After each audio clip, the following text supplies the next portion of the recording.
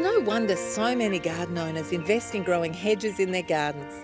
These shrubs are a natural and more attractive alternative to conventional walls or fences. They mark boundaries between areas of the garden, protect against strong winds, provide privacy, and are unique habitats where wildlife can nest, breed and hibernate.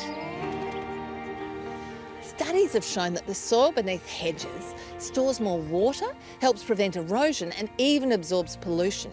You might think that it's challenging to plant and maintain a hedge, but it's dead easy.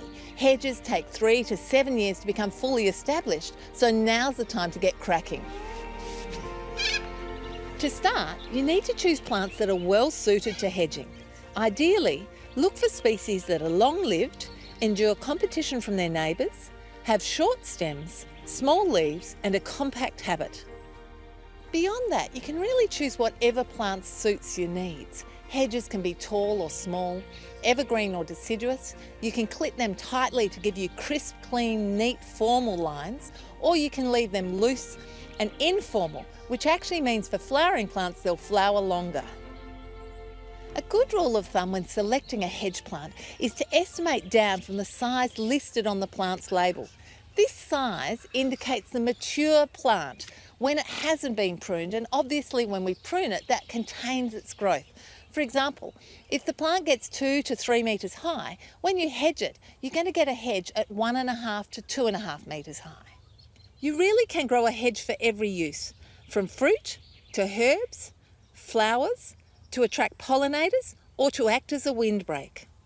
I grow carob because it's super hardy and tall, laurustinus for flowers, eleagnus crossabingii for foliage, wormwood as a low windbreak, and Eyre's green saltbush because it harbours lots of beneficial bugs which help me manage insect pests in my orchard and veggie patch. Let's start by planning the hedge. Measure the planting area length end to end, including where you want the edges of the foliage to reach. Then calculate how many plants you're going to need, allowing for some overlap because we want the foliage to intertwine. What you don't want to end up with is a row of individual looking plants.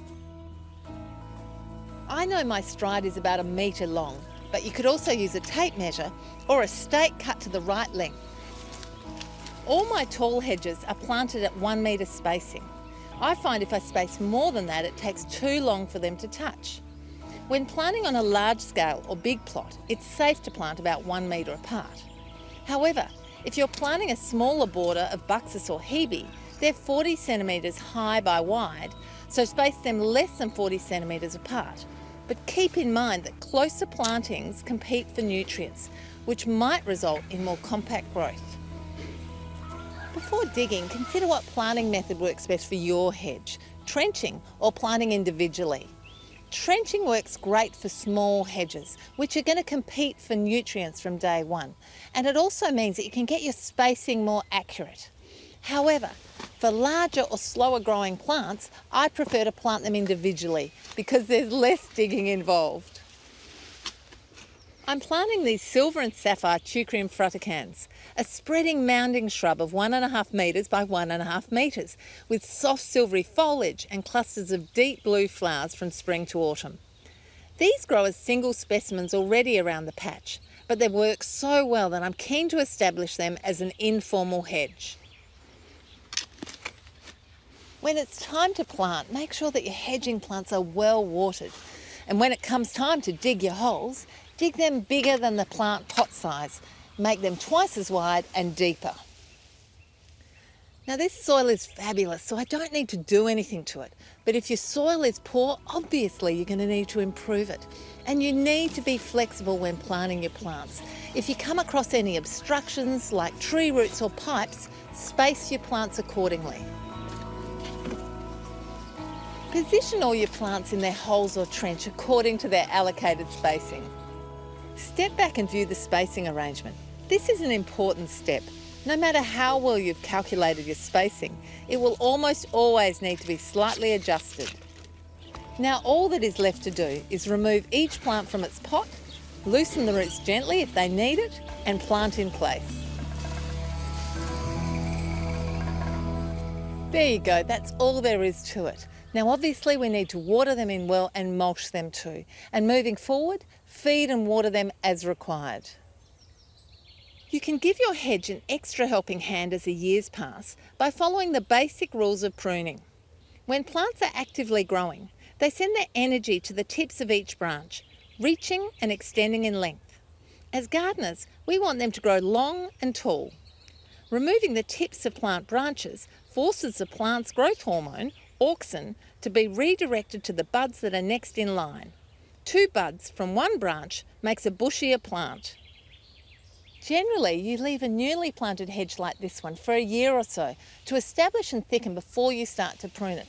And then you simply prune it as required, whether that's seasonally or in the case of this particular plant, I'll give it a tidy up twice a year, particularly after flowering. The best way to prune depends on your plant. Many hedging plants have small tight leaves which can be hedged with shears to create a clean, dense habit. Other plants with larger leaves can look shabby if cut with shears because the leaves get cut in half. For my carrot plants, I prefer to use secateurs when they're young, but on my bigger hedges, I need to use electric head shears because of their size, but over time they grow out of any shabby look. So it's time to get hedging. These few easy steps are a worthwhile investment for any garden to create a corridor of colour, habitat and design. It's a great way to fill a lacklustre space, border your beds or enjoy your favourite plant en masse.